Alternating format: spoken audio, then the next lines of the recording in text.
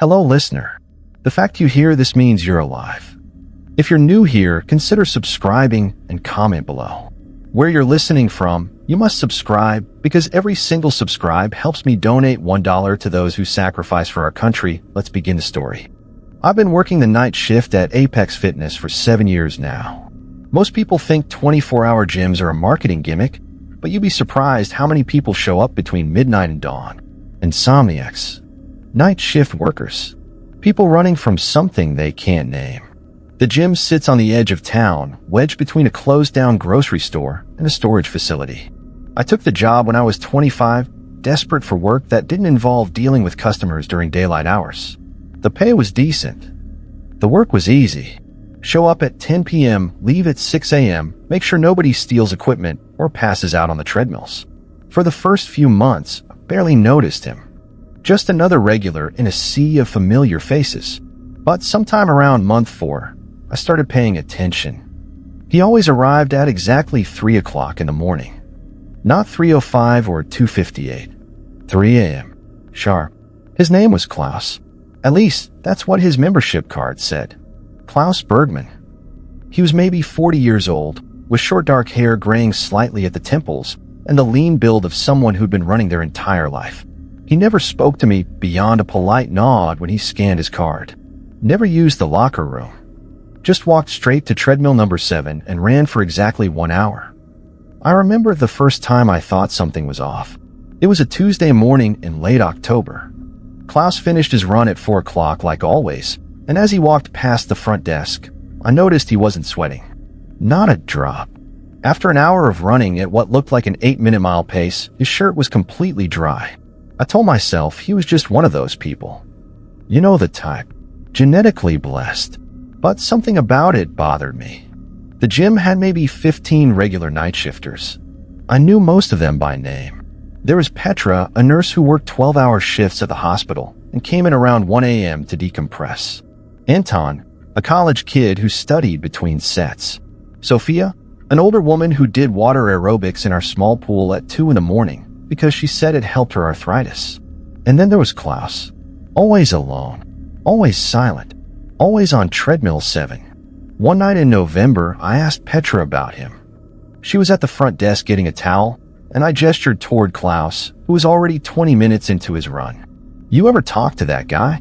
I asked. Petra glanced over. "The runner?" "No." "Why?" "Just curious." "He's here every single night. Same time, same routine." She shrugged. "Lots of people are creatures of habit. I've seen weirder, but it wasn't just habit." I started keeping notes. I know how that sounds, but hear me out. In 7 months, Klaus had never missed a single night.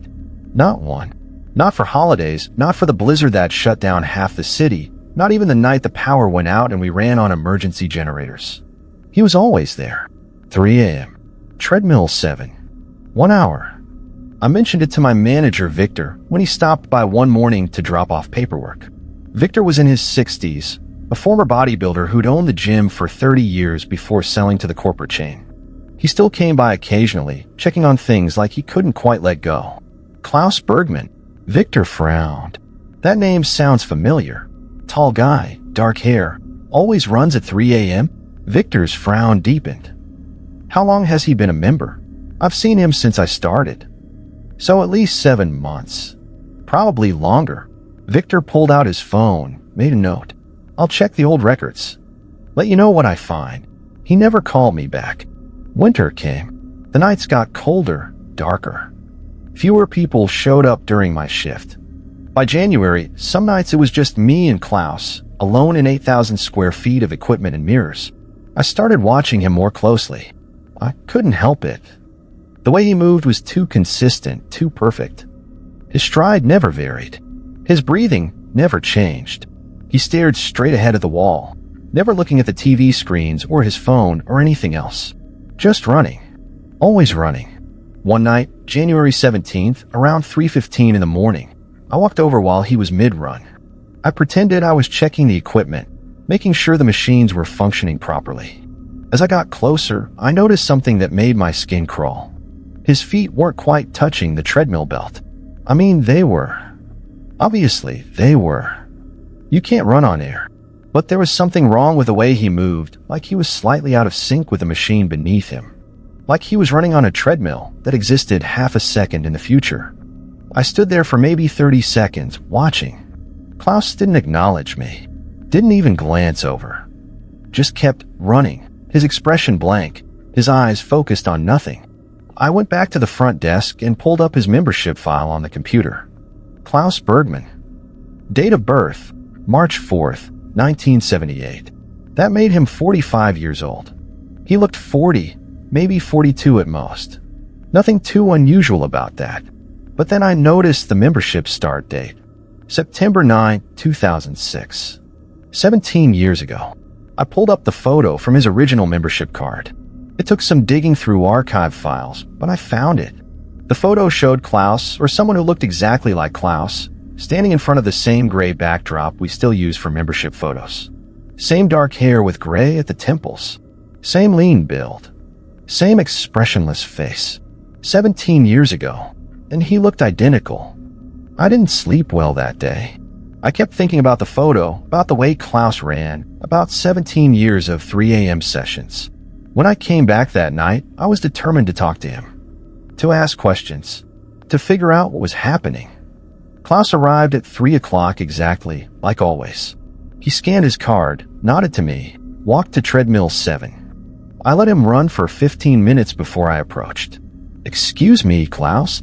My voice sounded too loud in the quiet gym. He didn't respond. Didn't even blink. Just kept running, his feet moving in that strange, almost floating rhythm. "Klaus." I said again, louder this time. Nothing.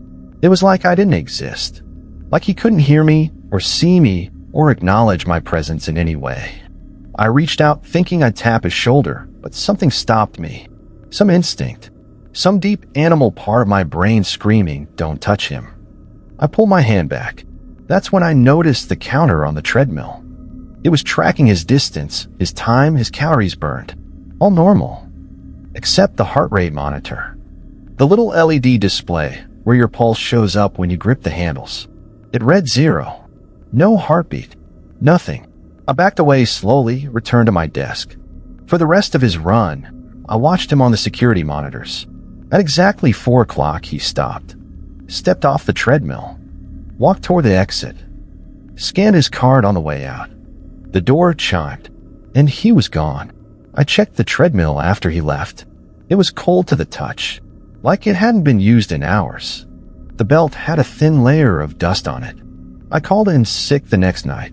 First time in 7 years. I spent that night at home researching. I searched for Klaus Bergman in every database I could access. Social media, public records, obituaries. I found dozens of Klaus Bergmans, but none that matched our member. None with the same face, the same date of birth, the same dead eyes. I dug deeper into the gym's history. Victor had opened Apex Fitness in 1994. It was originally called Victor's Gym, a small local place that catered to serious lifters. The corporate chain bought it in 2012, renovated, rebranded, added all the modern equipment and 24-hour access. I found old newspaper articles about the gym. Grand opening. Bodybuilding competitions. A piece from 2008 about Victor's retirement. Nothing unusual. Nothing that explained Klaus. But then I found something in the archives of the local library database. A news article from October 1994. Just a small piece, barely 3 paragraphs. Local man dies in gym accident. The article was sparse on details. A man in his 40s had been using the gym's treadmill late at night when something went wrong. The machine malfunctioned. The emergency stop failed. He ran for hours, unable to stop, until his heart gave out. They found him at 6 a.m. when the morning staff arrived. Dead. Still on the treadmill. The article didn't give his name. Just said he was a regular member who often came in during off hours. I called Victor. It was 3 in the morning, but I didn't care. He answered on the 5th ring, his voice rough with sleep. "Do you remember an accident?" I asked. 1994. Someone died on a treadmill. Silence. Then, "Where did you hear about that?" I found a news article. Victor, was it Klaus? More silence. I can't talk about this on the phone. Meet me at the gym tomorrow. During the day, he hung up. Victor met me at 2 in the afternoon. The gym was crowded with the afterwork crowd. People in bright athletic were chatting and laughing. It felt like a different world from my night shift. We sat in Victor's old office, a small room that the new management used for storage. He looked older in daylight, more tired.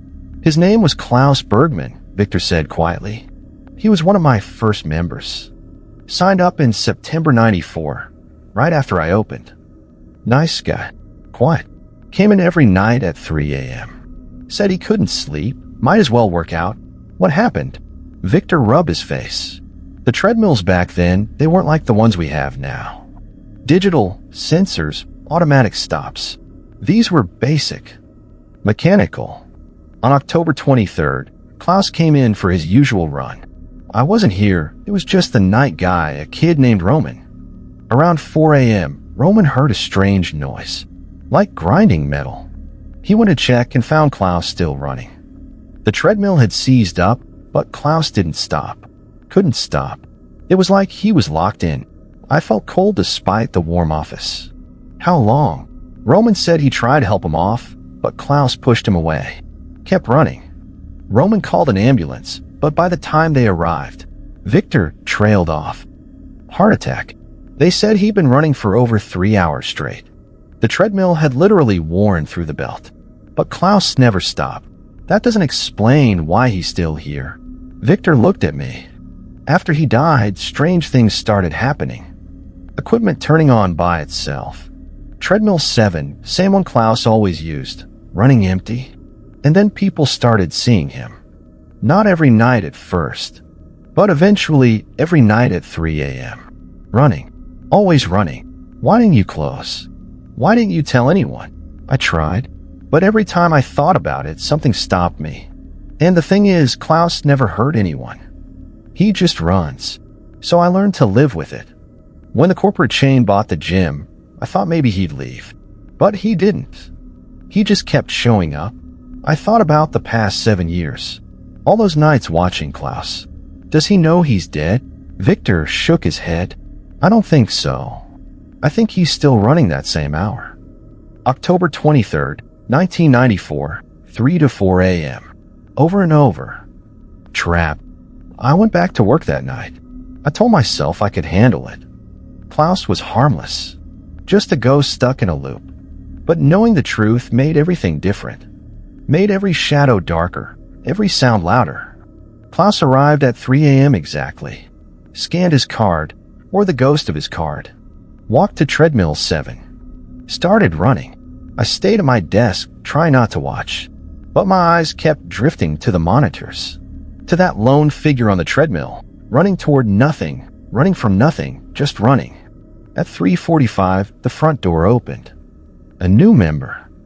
A young woman, maybe 25, with blonde hair and a ponytail. She smiled at me. Hi, I'm Elsa. I just moved to the area. Saw you guys were 24 hours. I scanned her membership card, handed her a towel. Welcome to Apex Fitness.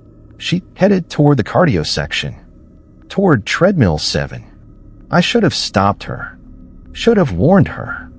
But what would I say? Don't use that treadmill. There's a ghost on it? She'd think I was insane. Elsa walked right past Klaus. Didn't see him. Didn't react to him at all. She got on treadmill 8, right next to him, and started her warm-up. I watched on the monitors, holding my breath. For 10 minutes, nothing happened. Elsa jogged. Klaus ran. 2 people on adjacent machines, existing in different realities. Then, at 3:55, Klaus turned his head. For the first time in 7 years, he looked at something other than the wall. He looked at Elsa, and she looked back. She could see him. Elsa screamed. Not loud, more like a gasp that turned into a strangled cry. She stumbled, nearly fell off the treadmill, caught herself on the handles. Klaus was still staring at her, his expression unchanged, his feet still moving in that perfect, endless rhythm. I ran over. Are you okay? Elsa was pale, breathing hard. There's someone, she pointed at Klaus. But when I looked, treadmill 7 was empty. Running. Belt moving. but empty. There's no one there, I said gently. I saw him. I saw a man. He was right there, and he looked at me, and Elsa's voice cracked. I'm not crazy. I know what I saw. I helped her off the treadmill, got her some water. She sat in the lounge area, shaking. I'm sorry. I haven't been sleeping well. New city, new job. Stress. I must have imagined it. It's okay. Happens more than you'd think. I smiled, trying to be reassuring. First time at a 24-hour gym can be weird. Everything's quiet, your mind plays tricks. She nodded, but I could tell she didn't believe it. She left 10 minutes later. At 4 o'clock, Klaus finished his run and disappeared like always. I checked the treadmill. Cold, dusty, like it hadn't been used. But this time, there was something new. Footprints. Wet footprints leading from treadmill 7 to the exit. Not sweat.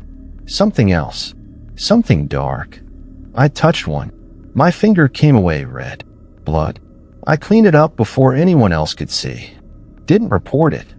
Didn't tell anyone. I was in too deep now, and I knew it. The next night, Elsa came back. She walked straight to my desk. I need to know the truth, she said. That man, the runner. He's real, isn't he? I looked at her for a long moment. Then I nodded. Tell me everything. I told Elsa everything. About Klaus, about the accident, about 17 years of 3 a.m. runs. About Victor and the cover-up, and the ghost that couldn't let go.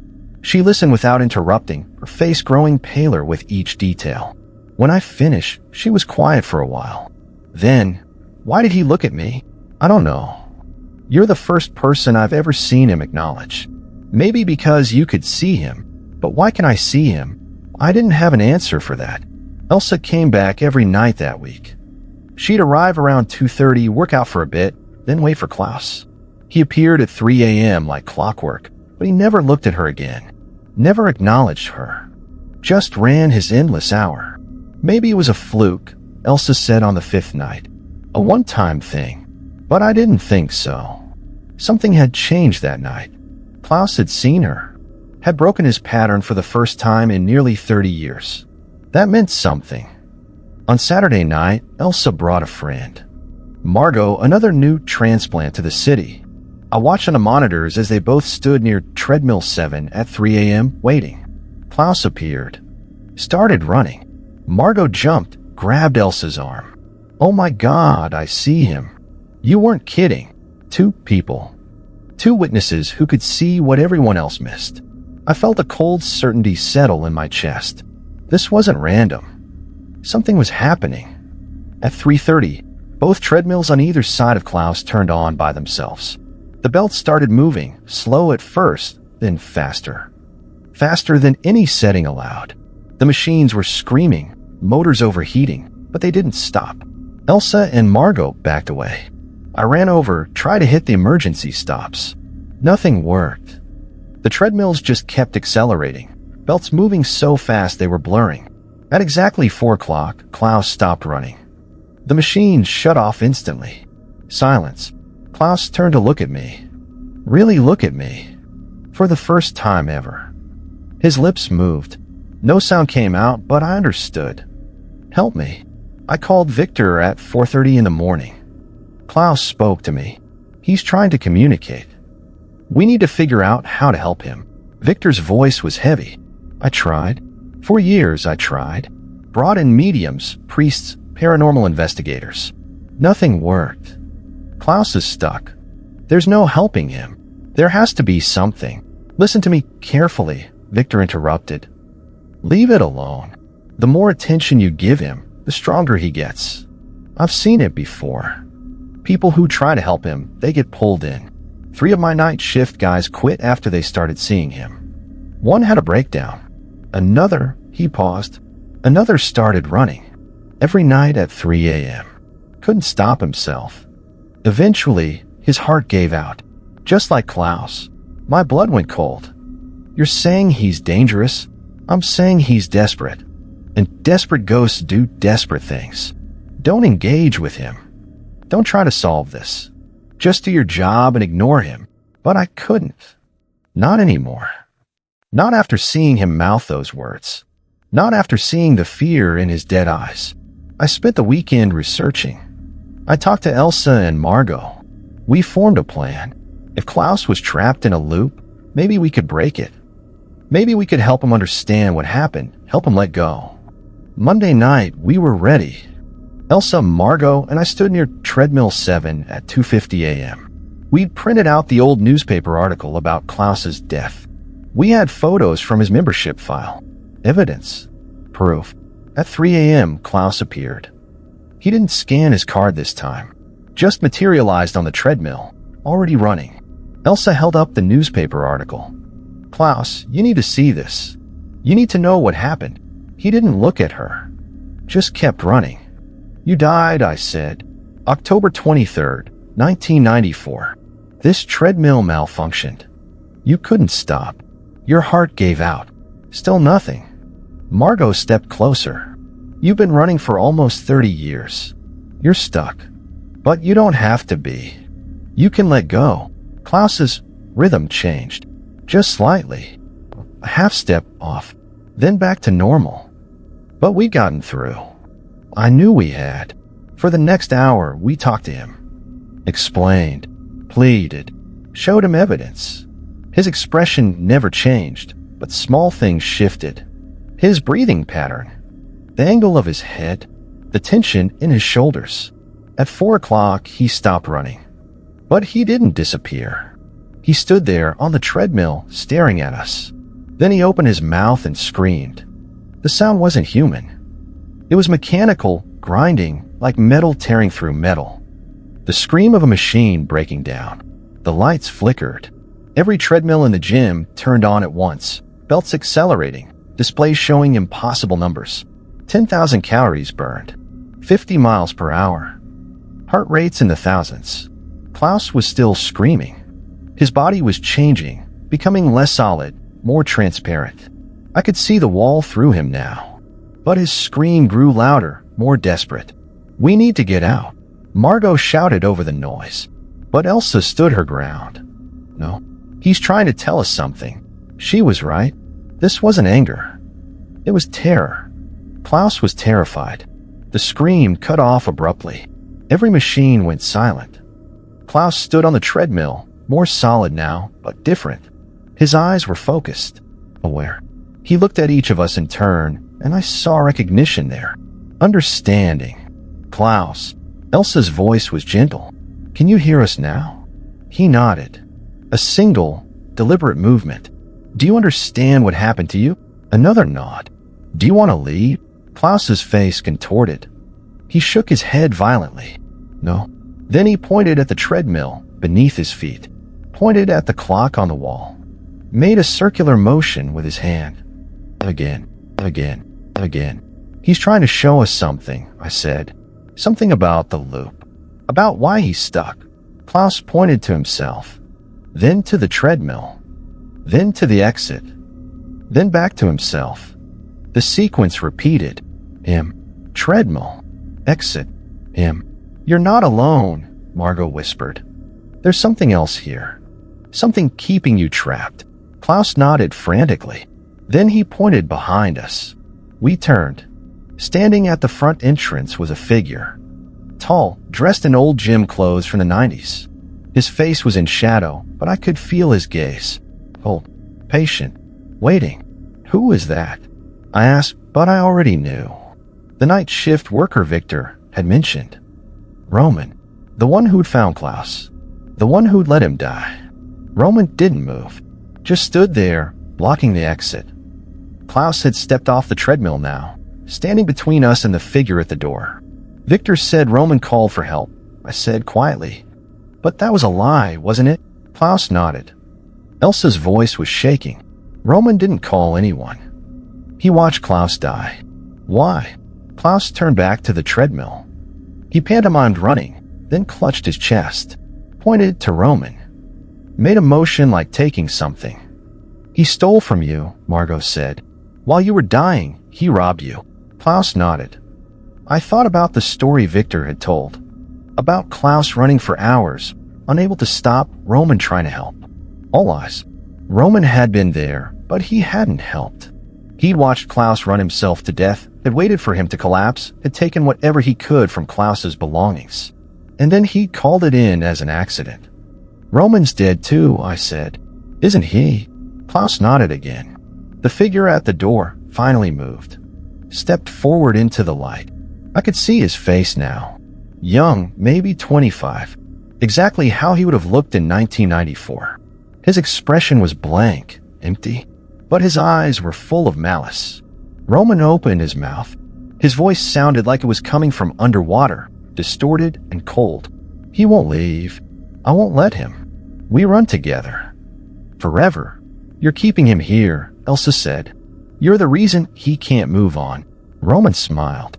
It was a terrible expression. He was supposed to die alone, forgotten. Instead, people remember. People see him. People try to help. That's not fair. So I stay. I make sure he stays. We're partners now. Just like we were that night. Klaus's form flickered. He was fading. Roman's presence was overwhelming him, pushing him back into the loop. No, I said. I stepped forward, positioned myself between Roman and Klaus. You don't get to do this anymore. Victor knows the truth. We know the truth. Klaus didn't die alone in the dark. He's been seen. He's been witnessed. Your power over him is done. Roman's smile faded. Victor knows nothing. Victor covered it up. Paid off the police. Paid off the coroner. No one will believe you. Then we'll make them believe. I pulled out my phone. Started recording. Roman's face went dark with rage. This is Apex Fitness, 3:47 a.m., Monday, March 11th, I narrated. I'm documenting the presence of two spirits. Klaus Bergman, who died here in October 1994, and Roman Kovacs, the night shift worker who let him die. You can't. Roman started forward. But Elsa was recording too. So was Margot. 3 phones, 3 witnesses, 3 pieces of evidence. Klaus Bergman's death was not an accident, Elsa said to her camera. He was murdered through negligence. Roman Kovacs watched him die and stole from his body. Then he covered it up. Klaus was becoming more solid, more real. Roman was fading. No, Roman hissed. Without me, he's nothing. Without me, he's forgotten. I'm the only thing keeping him here. You're a murderer, Margot said. And you're the one who's forgotten. No one remembers you. No one cares about you. But Klaus? People have been trying to help Klaus for 30 years. That's the difference. Roman screamed. The lights exploded. Glass rained down from the fixtures. In the darkness, I could hear him moving, could feel his anger like a physical force. But I kept recording, kept talking, kept bearing witness. When the emergency lights kicked on, Roman was gone. Just Klaus, standing on treadmill 7, looking more human than I'd ever seen him. He smiled, said, grateful, relieved. You're free now, I said. You can leave. Klaus shook his head. Not yet. He stepped onto the treadmill one last time. Started walking. Slow at first, then faster. Running. But this time, it was different. This time, he was choosing it. At exactly 4 a.m., he stopped. Stepped off. Turned to face us. Mouthed 2 words, thank you. Then he faded. Gently. Peacefully. Like someone finally falling asleep after being awake too long. The treadmill sat silent. Empty. When I touched it, it was warm. Recently used. Normal. Klaus Bergman had finally stopped running. Victor came to the gym the next morning. He looked older somehow, defeated. I showed him the videos from our phones. He watched in silence, his face unreadable. I knew about Roman, he said finally. Found out maybe 5 years after Klaus died. Roman had a gambling problem. He'd been stealing from members for months. Klaus caught him that night, confronted him. Roman disabled the emergency stop on the treadmill, then just watched, waited. After Klaus died, Roman took his wallet, his watch, everything valuable. Then he staged it as an accident. What happened to Roman? Killed himself 6 months later. Guilt, maybe. Or fear of getting caught. I found evidence of what he'd done, but by then he was dead and Klaus was already haunting the place. I thought if I kept quiet, eventually it would all fade away. Victor looked at me. I was wrong. I should have told the truth 30 years ago. Is he really gone? Elsa asked. Klaus, I wanted to say yes. Wanted to believe we'd freed him. But I didn't know for sure. That night, I came in for my shift at 10 p.m. The gym felt different. Lighter. The oppressive weight that had hung over the cardio section was gone. At 3 a.m., I watched treadmill 7. Waited. Nothing happened. 3:05, 3:10, 3:15. The treadmill stayed dark, stayed silent, stayed empty. At 3:30, I smiled. Klaus was gone.